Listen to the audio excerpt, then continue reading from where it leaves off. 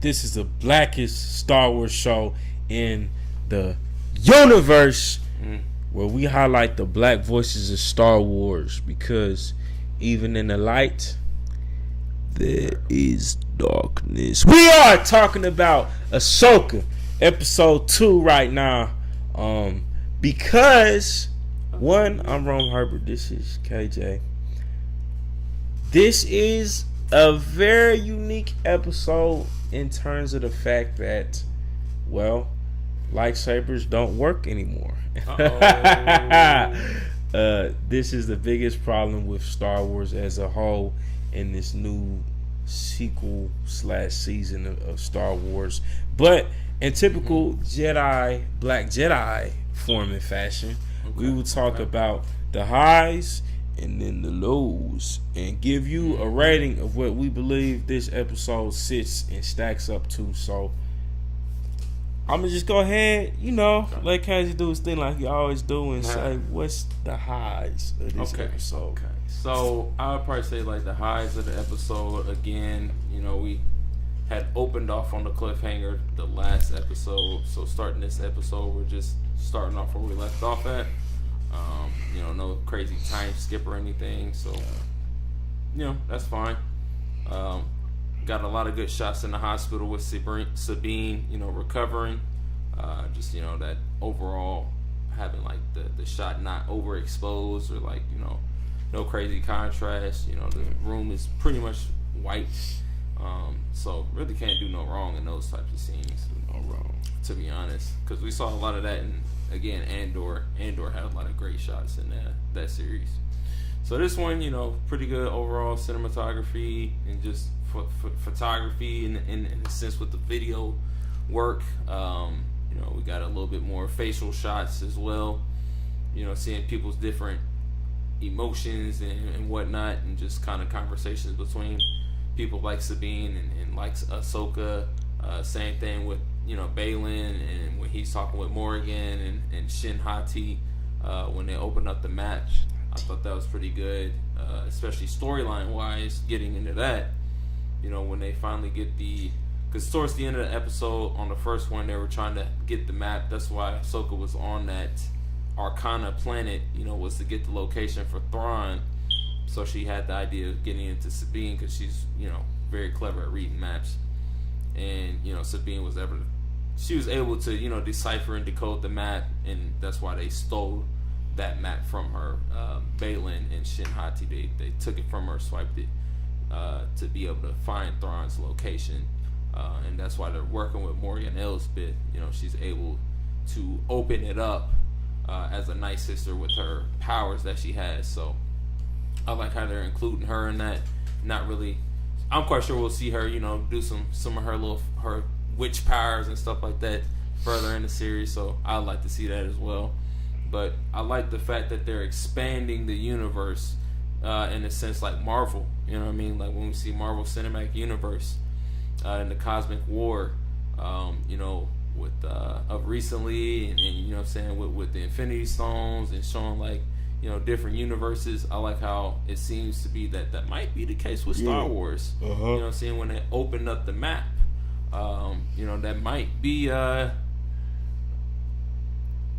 a point where episode 7, 8, and 9 might have happened in an alternate universe. I'm just saying. I know a lot of people kind of like, hey. That's a theory. Birdman hands, what I mean? Like, that's a theory. That might have happened in an alternate universe. That's interesting. So, I don't know. Let me know what you guys thought. Would you guys like that? Would you like 7, 8, 9 happen like in an alternate universe? And then this be like the main timeline or like a side timeline? We could do better. I mean, yeah, we could definitely do better. So I'm hoping it is alternate universe. You feel me? I mean, think about it. Like they was talking about how, I can hear Thrawn.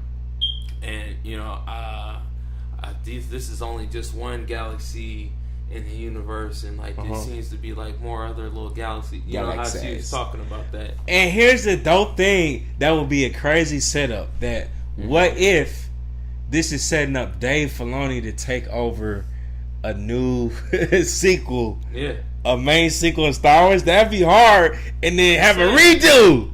Have a redo and just box 789 to 789 never happened. That never happened. That would be hard. This could be the way to do it. Because they was talking about doing a main crossover too. You feel me? Yeah. Of all the movies coming together. So maybe this will be that. I mean, I much rather see something with the Ahsoka. Yeah. Sure. And like, you know, Emperor really dead. Really like, dead. And like really dead. You feel me? Like for real dead. Like, for real. You know what I like, mean? he's supposed to be like, you know what I mean? And Anakin or Vader really was redeemed. You know what I'm saying? The right way. You know. Anyways, you know, and then Thrawn, like, you know how most of the books, how he's like the main leader, the main villain. Yeah. After all of that, so I mean, give me Thrawn over Snoke any day. Oh yeah. Thrawn over Snoke any day. Yeah. Because Snoke was weak. That. Yeah, Snoke was weak. People would like that better. Yeah. So that is true. That's what I like about this is that they're opening up things. They're opening up an idea of different galaxies and universes. Because think about it, man, it's space. Space has different galaxies and universes. You know what I'm saying? Especially in sci-fi. So there's a chance that this could be the case. But yeah, I like that. I do like Balin's character design and also Shin Hati's design. I like the way you know what I'm saying, what they have, like I guess just like cosmetics and stuff like that. You know, she got like the Padawan braid. So I don't think she was around for Order 66, but I don't know. I know there's a lot of theories going on saying like that could be his daughter, and you know what I'm saying, he was around in the Clone Wars and he escaped Order 66. So that could be interesting. I think that'd be pretty cool. You know, him like diverting away from the Jedi, and you know just having his own daughter and teach her the ways of the Force and whatnot. So you know, you never know, man. Like, because we gotta figure out what their motives are, right? Like, why do they want power? Yeah, exactly. So badly, we don't know, and we don't know potentially they're gonna be, because clearly they don't trust Morgan Elsbeth. Yeah. Especially Shin, right? So clearly there's dissonance, there's disconnect. There's not like they're both, they have common goals, but definitely not seeing eye to eye. But they're definitely not eye to eye, right? They might they could definitely easily probably be enemies if stuff comes to when it comes down to it. But for now, they have common interest and enemies, so to speak. But that's, if you got to think, that's typically been the relationship between the Sith and the Night Sisters for a minute. Like even when Dooku in the series, right? And Grievous, right? Like they never had a solid relationship. You feel me? So it's always been a rocky partnership, and I think we're just seeing a continuation of that now. Right? You feel me? In the series, so it'd be interesting. But I do like their character designs as well. And then I like what's his name? Merrick. Yeah, man, Merrick's design is pretty cool too. I know we said that we was a bit tired of Inquisitors, which we still are. I definitely am. Yeah, still kind of tired of Inquisitors, to be honest. You know, they got the same cliche routine with them. But I know Sam Witwer was in the credits, and I know people are kind of like theorizing that, you know, this could, you know, tie in, you know, Galen Merrick or Starkiller into that as the Inquisitor. Who knows? I don't know. What do you guys think? So I would like to see that. I would love to see Starkiller in some sort of film or live action or something. But obviously that dude is too powerful. Like, he would literally murk everybody on the whole scene, bro. I'm gonna be honest. Like, the dude.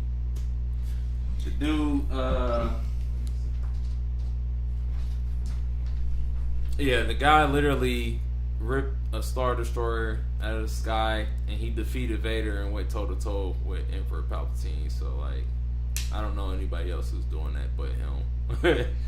But we'll see, though. But we know they probably nerfing. Oh yeah, they would nerf him. They definitely nerf him. They nerf him bad. Yeah, they would nerf him. It probably wouldn't even be good to even put him on there, because people would be real like upset about that. Yeah, they'd probably be like, man, why'd y'all do that to him? But overall, again, like, there's a lot of good elements in this one, you know. And then I guess, do you have any good things that you thought about? I mean, music. Nah, fine, well, I mean, I think it was dope to see. Mm-hmm. Like, oh boy, on the planet, he's like, we leave the politics to y'all, but then he still end up being the imperial. You know what I mean? Yeah. So I think just letting us kind of scope gauge the scene of the people surrounding the war and all that. And yeah, I know seeing Sabine returns the apprentice now. I like Hu Yang's wit. I'm saying his name wrong, I think.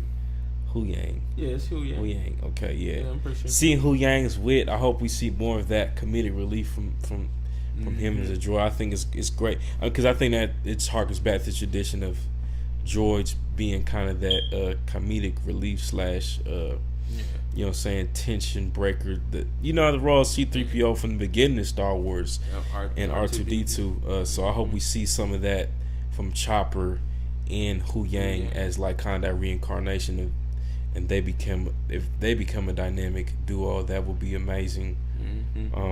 I would love to see some of that because I think that'll just be classic Star Wars. You know what I mean? Yeah. But other than that, I think fight scene between Inquisitors, it was satiating. It whet my appetite. I definitely want more. You feel? I want to see Baylan in action with Ahsoka. That's what I'm really waiting for. Yep. So the Inquisitor definitely whet my appetite. I feel like there should definitely be some more though. I'm glad Sabine's not back in the reins though, for sure. I'll be interested to see her develop as a Mando slash Jedi. Jedi. Yeah. And yeah, hopefully we find Indian Ezra. He's sitting Indian Ezra. Has been confirmed that he's Indian. Because I mean, yeah, I think was he Indian in the anime series? I don't think so. I don't think the voice actor was Indian.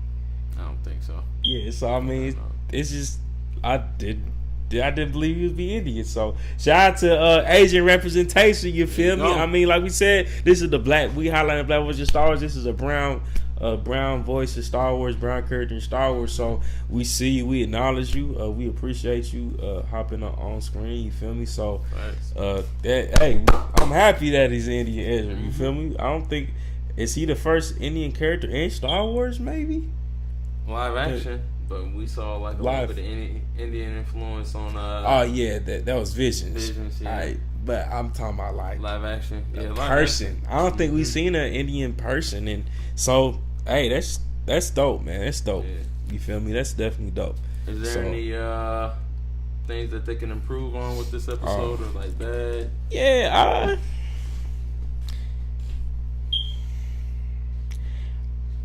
How you feeling?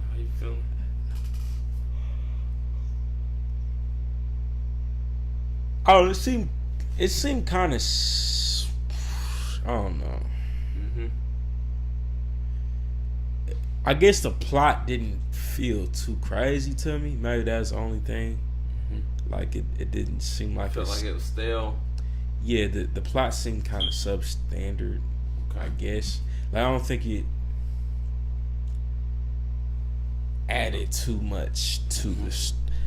I mean, yeah, the story's progressing, but I don't know. It definitely didn't fit. I wouldn't say it was filler, but it didn't like wow me. I guess in terms of like, okay, this something I want to watch again because I feel like I watched the first one again, but then by the time the second one came back around, I was like, yeah, I'd probably skip this.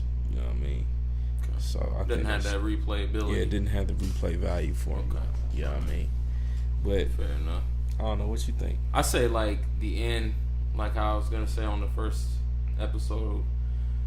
For the ending on this one, I was a little bit confused because. Oh yeah. You were gonna talk about the ending. Exactly. So, the ending had the painting of like Ezra, Chopper, Hera. You know what I mean? The whole Rebels crew. Yeah. And then like Sabine cut her hair and. Ahsoka with the white cloak and stuff like that, and they're ready to go on their voyage or, mission or whatever to find them. I just was a bit confused because I thought we had already went past that point. You know what I'm saying? So I don't know. I just thought that it was just interesting. Like timeline issue, yeah, a so plot hole, timeline like a issues. plot hole type situation. So, I don't know. I just thought that was a little bit weird because it's like I thought we were already past that point. Yeah, you know, it's like why would they do something like that? You know what I'm saying? Why would they put that towards the end of that for that episode? Like they could have at least did that for episode 1. I don't know how they would have typed that in there, but like to me, they shouldn't even have did that in the first place, to be honest. But then again, when I thought about it, I was like, well, her hair's not cut. At some point in the film, or at some point in the miniseries, they're gonna have to have her hair cut, and then they, you know what I'm saying, ended it like that, just like in the TV series. So yeah, I thought that was a little bit weird, to be honest. I don't know. Y'all let me know how y'all feel about that. Cool to like retcon that or something? I don't know. Retcon. Yeah. Overall, the episode wasn't terrible either. I'd probably just say that this was more of like not necessarily a filler episode, but it was an episode that didn't really have like crazy dialogue or nothing like out the woodworks. So yeah. But I will say, like, there is character development happening, though, for Sabine. And, like, you know what I'm saying? Hu Yang is, like, that supporting character for her just, like, leveling up. So I do like that. But overall, man, like, nothing too crazy. What's the rating? Rating-wise, I'd probably say definitely lower than the last episode. So I'm probably going to say, like, a